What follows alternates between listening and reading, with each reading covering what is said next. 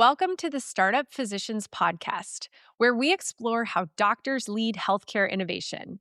Please like and follow our show to join our community of physicians contributing to meaningful change. Over the past couple of months, I've talked with dozens of physicians who are building something. There is a trend that I keep seeing, and I think you need to know about it. These are doctors who have spent 6 months, sometimes 5 or 6 figures of their own money developing a product, and they feel ready to launch. When I ask them a question, who is the buyer? The answer keeps coming back the same. They're not exactly sure. They may have a assumption of who's going to buy it, but they have not had any stakeholder conversations. It's a pattern. If you are a visionary with a prototype already in motion because product really excites us as visionary, this episode is your protection. Last episode, I told you all about visionaries and let you see yourself in that setting.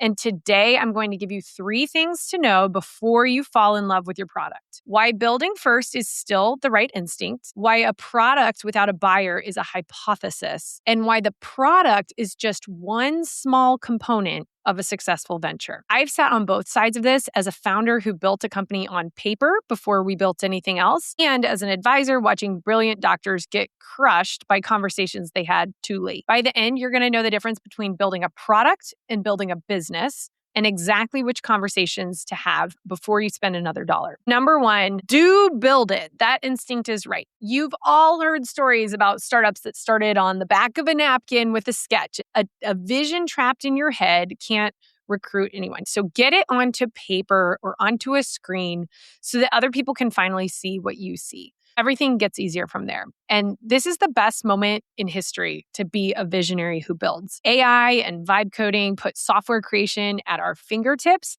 and what used to take a fully funded engineering team 6 months can now be done by vibe coding in just a weekend. You should sketch it, build the mock-up, make the MVP. If you recognized yourself in the last episode, this is your lane. I will never tell you to slow down in it. You should always be creating.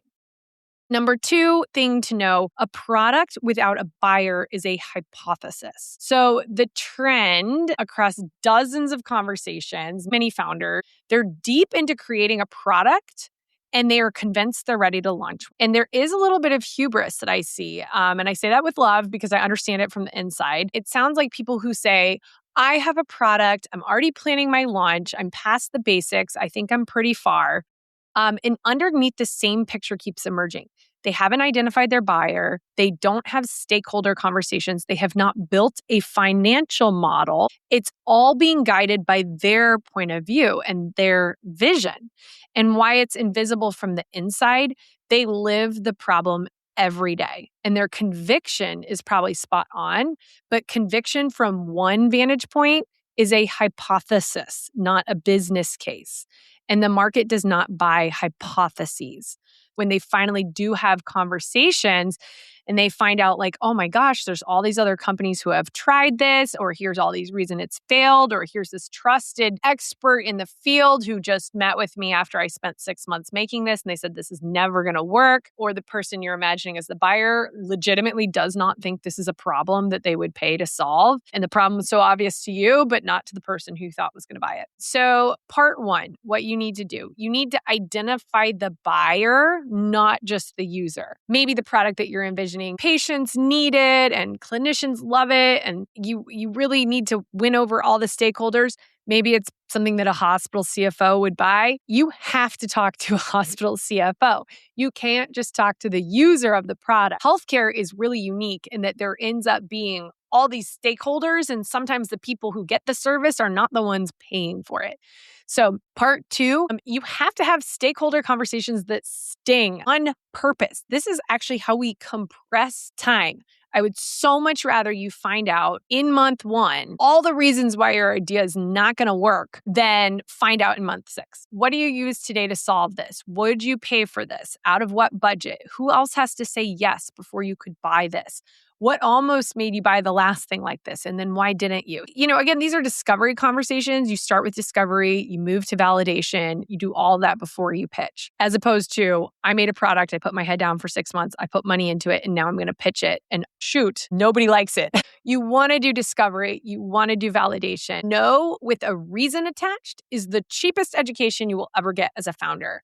You have to capture that. And then you have all these conversations. You synthesize them. You identify which ones you're seeing across the board and which ones are kind of outliers. And maybe you should take them with a grain of salt. And then you use that to iterate and evolve your model. So my proof point, when we built my first company on paper before we built anything else, my co-founder turned my vision into a spreadsheet, which became our financial model. We pitched it to payers. They told us everything wrong with it, and we changed it. We changed it almost every day for 8 months.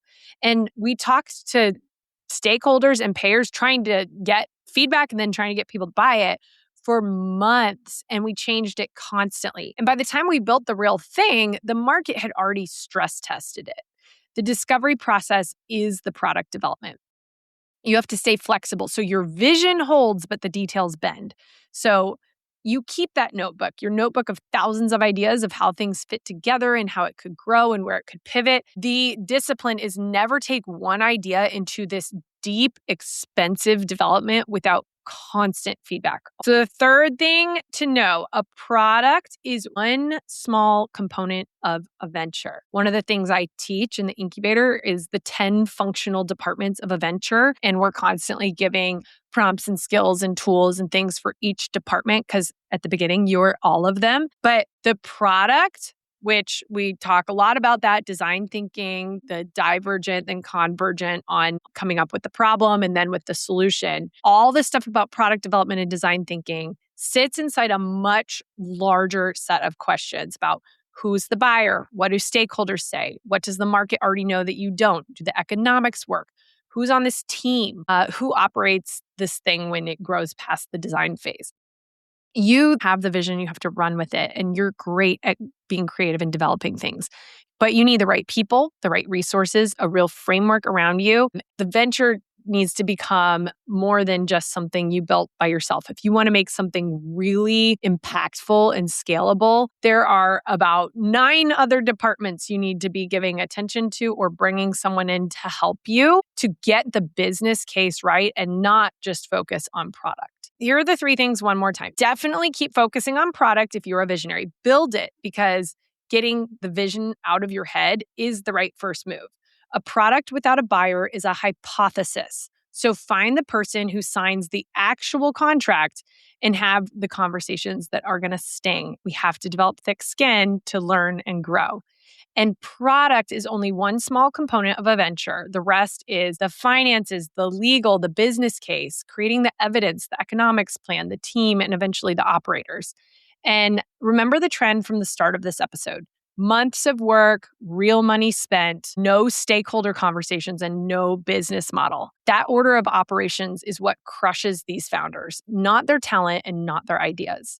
So if you want a framework for this instead of learning it the expensive way, we did build one. It's called the Concept Pitch Builder. I love it because it treats the problem, the solution, and the product as one piece in an 8-phase assessment. The other 7 phases are the questions that most doctors don't yet know that they need to answer. Walking through them will show you exactly where your concept stands. Keep creating. I mean that. The world needs what you can see, and it also needs you to find out who's buying.